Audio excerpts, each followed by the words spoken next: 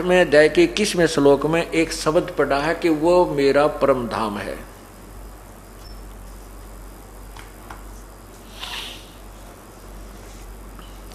यहां पर जो काल कह रहा है कि वो मेरा भी परम धाम है। अब कहने का भाव है कि यो काल भी उस सतलोक से ही यहाँ आया है और हम भी वहीं से आए हैं। अपना भी मुख्य स्थान तो सतलोक ही है और ये भी कह रहा है मेरा भी वो परम धाम है। अब जैसे कोई किसी गांव में रहा करते और वो 2-3 पीढ़ी से शहर में रह रहे हैं और उस गांव में उनका कोई संपत्ति नहीं, कोई जायदाद नहीं, अब उनका कोई वहाँ पर हिसाब किताब वोट भी कोई ना, और फिर भी उस गांव का व्यक्ति उसे कभी मिलता है तो यूं क्या कर भाई मेरा भी पुराना गांव वो ही है। तो काल ब्रह्म इस दृष्टिकोण से कह रहा है कि वो परम मेरा भी परम धाम है, लेकिन उसके बारे में बताता है कि हे पार्थ, जिस परमात्मा के अंतर्गत संपूर्ण प्राणी आते हैं, यानी वो पूर्ण वासुदेव है, सबके ऊपर जो मालिक है, सबका सब पर व्यापक है, और जिस सच्चिदानंद घन परमात्मा से समस्त जगत व्यापक है, यानी जिसने सारी सृष्टि को संभाल रखा है, परिपूर्ण है, वह सनातन अव्यक्त परम पुरुष यानी परमात्मा तो अनन्य भक्ति से प्राप्त होने योग्य है। यानी किसी और देवी देवता ब्रह्म परब्रह्म की को इष्ट रूप में पूजा नहीं करने से वो परमात्मा प्राप्त होता है। यानी अनन्य भक्ति इसका कहते हैं कि किसी और में ध्यान नहीं, ना किसी में आस्था रहे, ना किसी को इष्ट रूप में पूजे। जो पति भरता पति से राती, आन पुरुष नहीं भावे, बस पी हर्म सुरत प्रियतम, जनो कोई ध्यान लगावे। अब जैसे पति भरता लड़की अपने घर भी चली जाती है तो भी अपने पति का चिंतन नहीं भूलती, और पतिव्रता लड़की अपने एक ज्वाइंट फैमिली में भी रहती है, उसमें सास भी है, ससुर भी है, जेठ भी, जेठानी भी, देवर और देवरानी भी। वो यथोचित उत्तर सब आदर सबका करती है। जेठ को बड़े भाई यानी की तरह, पिता ससुर को पिता की तरह, सास को माँ की तरह, देवर को छोटे भाई की तरह। तो इस प्रकार वो सबका आदर करती है, लेकिन जो उसका लगाव अपने पति में होता है वो किसी में नहीं हो सकता। उसके लिए पति पूज्य होता है वो, और अन्य का वो सत्कार करती है। इसी प्रकार हम जितने भी अपने जो आपको मंत्र दिए जाते हैं, ये हमारा एक परिवार है। ब्रह्मा विष्णु महेश शिव, ये दुर्गा आदि, ये हमारा एक परिवार है। और हमारा कुल का, हम का सबका पिता, एक कुल मालिक पति यानी कबीर परमात्मा है। हमने जैसे वो पति भरता लड़की जब तक ज्वाइंट फैमिली में रहती है तो बिल्कुल मिलजुल कर सबको आदर सत्कार करती है। जब वो भिन्न भिन्न होते हैं, न्यारे होते हैं, तो वो फिर अपने पति के साथ चली जाती है। जेठ जेठानी में उसका कोई लगाव नहीं रहता, क्योंकि वो उसके साथ वो पति भरता। इसी प्रकार कहते जब हम यहाँ संसार त्याग कर जावांगे, इन न्यारे होवांगे, हम अपने सतलोक चले जाएंगे, तो हमारा कोई लेना देना नहीं रहेगा। लेकिन इनसे हमारा कोई बिगाड़ भी नहीं है। अब अलग हो गए तो जेठ और देवरात हैं, कोई उसका मनमुटाव नहीं है, लेकिन पति के समय वो किसी को नहीं मान सकती। इसी प्रकार हमने अपने, इसलिए उसको अनन्य मन कहते हैं। किसी और में श्रद्धा ना हो उसको पतिव्रता स्त्री कहते हैं। इसी प्रकार किसी अन्य देव में हमारी आस्था ना बने तो हम पतिव्रता पद पर रहेंगे और तभी परमात्मा को हम पसंद होंगे। और जब हम इस तरीके से उस कबीर परमात्मा को पूजेंगे, किसी देव में आस्था नहीं रखेंगे, तब हम पति भरता पद पर आ जाएंगे। उसके बारे में बताया है, पति भरता जमी पर जो जो धर है पाँव, समर्थ झाड़ू देत है, ना कांटा लग जावे। ऐसे भगत को जो पति भरता की तरह अपने पूर्ण परमात्मा पर आश्रित हो गया, फिर उसके जीवन सफर में वो पूर्ण परमात्मा कांटे रूपी दुष्कर्मों को ऐसे बुहार देता है जैसे उस मेरे इस भगत के, मेरे बच्चे के कोई कांटा ना लग जा, यानी कोई पाप कर्म का दुख इसको आ ना जा, आने से पहले ही वो उनको साफ कर देता है। जैसे वो पति भरता जमी पर जो जो धर है पाँव, वो समर्थ झाड़ू देत है, ना कांटा लग जावे। कहते हो समर्थ कबीर परमात्मा सर्वशक्तिमान प्रभु अपने बच्चे के उस जीवन सफर के आगे आगे पाप कर्मों को दूर दूर करता चलता है। मेरे बच्चे के कांटा ना लग जाए, यानी कोई कष्ट ना आ जाए। इसलिए लिखा कि वो पूर्ण परमात्मा तो अनन्य मन से प्राप्त करने योग्य होता है।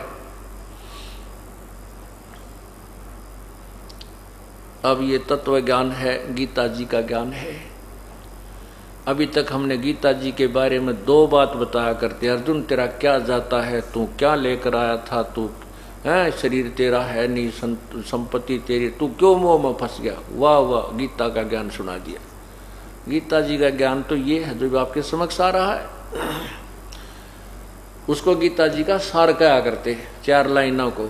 गीता जी का सार समझने में तो जोटा लगेगा पूरा, यानी पूरा समय लगेगा, और ये समझ माने के बाद फिर आपको सब ज्ञान फीका लगेगा। इसको तत्व ज्ञान कहते हैं।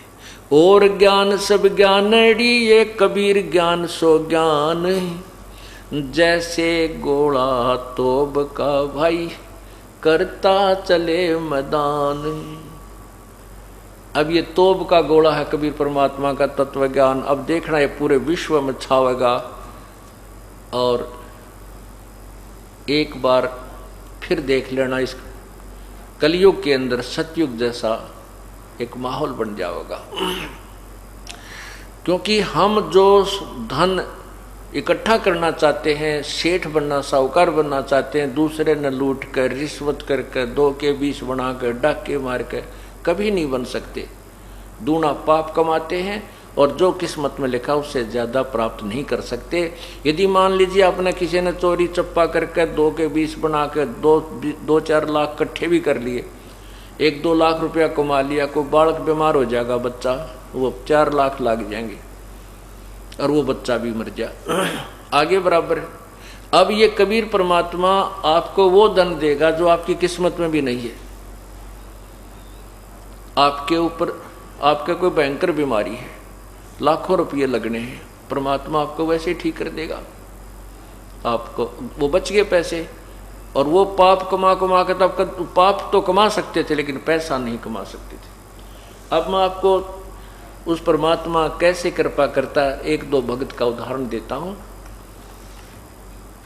अब देखिएगा,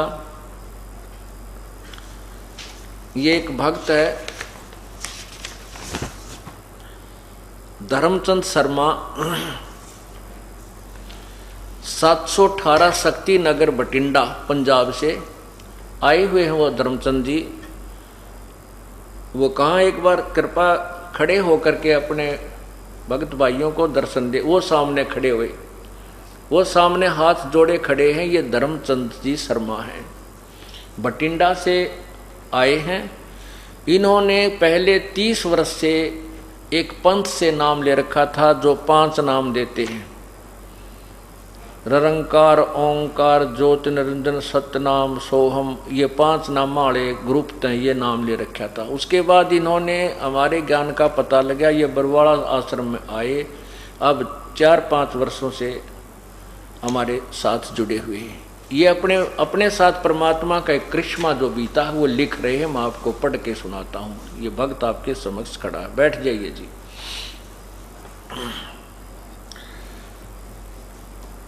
ये क्या लिखते हैं कि दास बठिंडा का रहने वाला है।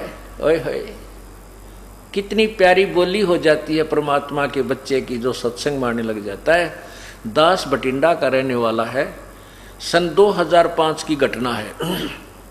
दास ने एक वेल्डिंग का काम करने वाले से 1000 रुपये लेने थे। उसने मेरे लड़के को 500 रुपये देकर कहा कि इतने ही देने थे और कोई पैसा मैंने नहीं देना। दास पुलिस महकमे से रिटायर्ड है। दास को बहुत महसूस हुआ। दास पुलिस के थाने में गया और एसएचओ को सारी बात बताई। तो उसने कहा कि आप बैठो, मैं अभी उसे बुलाता हूँ और आपके रुपए मिल जाएंगे। वह आदमी थाने में आ गया और थानेदार को एक और ले गया। जब थानेदार वापस आया तो उसके तेवर बदले हुए थे। कहने लगा कि अपना लेन देन बाहर जाकर करो, यहाँ झगड़ा करोगे तो दोनों को बंद कर दूंगा। दास को दुख हुआ, परंतु कबीर वाणी का श्लोक याद आया। कबीरा आप ठगाइए और न ठगिए कोई, आप ठगाएं सुख होता है और ठगे दुख होए। देख कितनी शांति दे दी परमात्मा की वाणी ने ऐसे दुख के समय। अच्छा, 1 महीने के बाद दास बैंक में गया। ओए होए, अब देखना कमाल कुदरत का। 1 महीने के बाद दास बैंक गया तो उनका प्रिंटर खराब था। क्लर्क ने कहा मैं हाथ से बैलेंस लिख देता हूं। 1 फरवरी 2005 को मेरा बैलेंस 8,752 रुपये 63 पैसे था। ये देखिएगा, ये है स्टेट बैंक ऑफ पटियाला। ये इन्होंने एक प्रमाण भी साथ दिया है।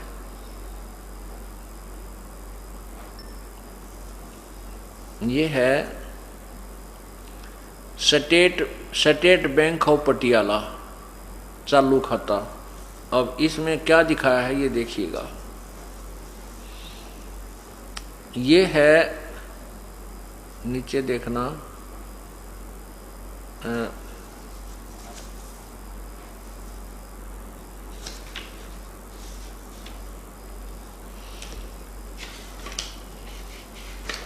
ये देखिएगा। इसमें 1 फरवरी 2005 को, ये देखना 1/2/2005 को इसमें कितना बैलेंस है इनका, ये है 8,752 रुपये 63 पैसे। और फिर उसी दिन हाथ से लिखता है, नीचे देखना, ये 1/2/2005 को टोटल उसने लिखा है 24,752 रुपये 63 पैसे। 16,000 रुपये बढ़ गए। ये 8,752 रुपये 63 पैसे थे उसी दिन। प्रिंटर खराब हो गया तो उसने हाथ से लिख दिए। अब उसने जब हाथ से लिखा तो टोटल बैलेंस पाया 24,752 रुपये 63 पैसे। अब फिर उन्होंने ये 11,000 एक बार निकलवाए, 9,000 एक बार निकलवाए। ये इस प्रकार जमा खाता चलता आ रहा है। अभी इन्होंने क्या बताया है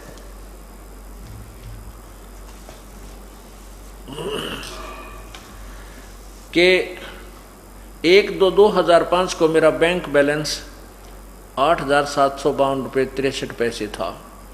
1/2/2005 को ही फिर हाथ से लिखा 24,752 रुपये 63 पैसे था।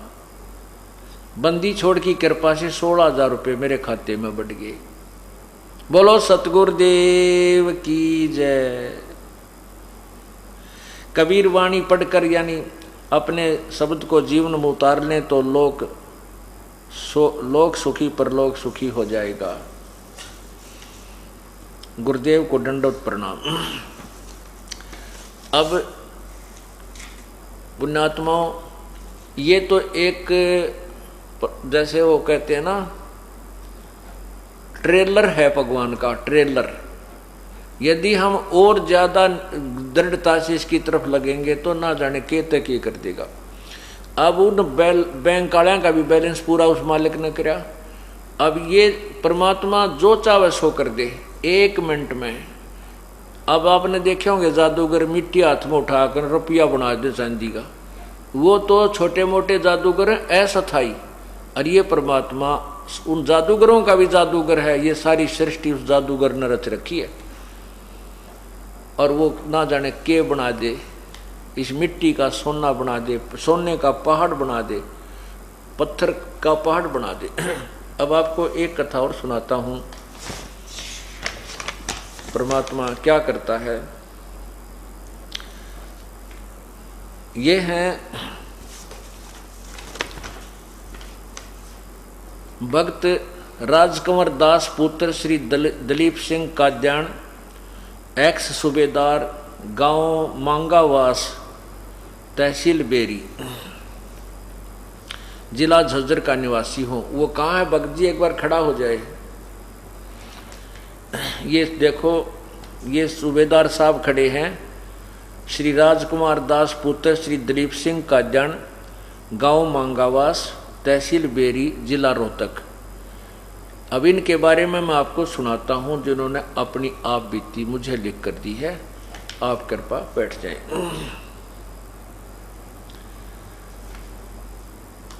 मेरा मोबाइल नंबर इतना है। मेरी पत्नी तथा दोनों बच्चों ने 1998 में सतगुरु रामपाल जी महाराज से नाम दान ले रखा है। उनके द्वारा लाई गई पुस्तक परिभाषा प्रभु की मेरे घर में रखी थी। मैंने इस पुस्तक को ध्यान से पढ़ा। मुझे ज्ञान हुआ कि भक्ति मार्ग में विकार बाधक है। मैंने भी सभी विकार त्याग कर सन 2005 में गुरुदेव की शरण में ग्रहण कर ली। भक्ति जारी रही, सब कुछ ठीक ठाक चलता रहा। मैंने मई 2007 में बाहरी दिल्ली में रिलायंस में सेवा ग्रहण की,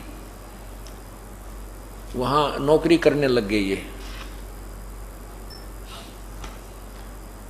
अचानक 18 फरवरी 2008 को मेरी जांघ में बड़ा सा सख्त फोड़ा अनुभव हुआ। 19 फरवरी 2008 को मैंने सत्यवादी राजा हरिश्चंद्र अस्पताल नरेला में जांच करवाई। डॉक्टर साहब ने फोड़ा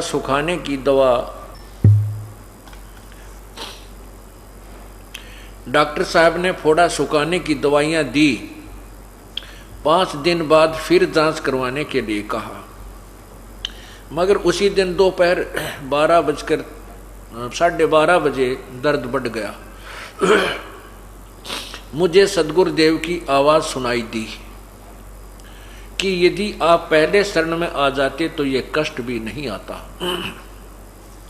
सायंकाल 8:30 बजे मूत्रालय के लिए निकला तो मुझे बेहद दर्द हुआ, चक्कर आ गया, बेहोशी की हालत में पसीना पसीना हो गया। मैं ब्रह्म गायत्री मंत्र यानी प्रथम मंत्र कर रहा था, जो पहला मंत्र दिया जाता है 7 नाम का। मैंने देखा कि काल ने मेरी गर्दन दबा रखी है। उसी समय बंदी छोड़ सदगुरु रामपाल जी महाराज ने मेरे सिर पर हाथ रखा और मुझे राहत महसूस हुई। सदगुरुदेव ने मुझे सतनाम का जाप करने को कहा।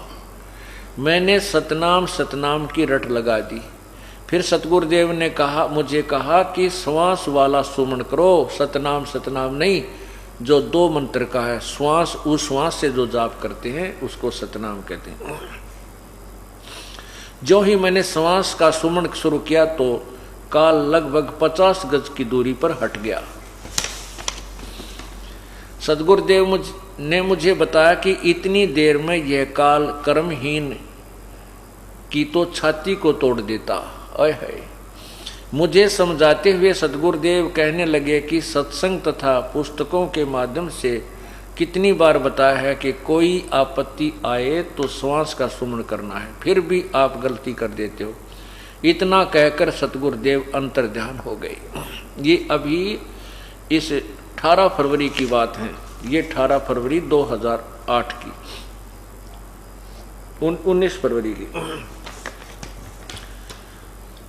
नरेश सन्नोप श्री जयसिंह गांव बिरधाना झज्जर और सुरेंद्र सन्नोप श्री उमराव सिंह गांव करौली रेवाड़ी ने मुझे बेहोशी की हालत में चारपाई पर लिटा दिया।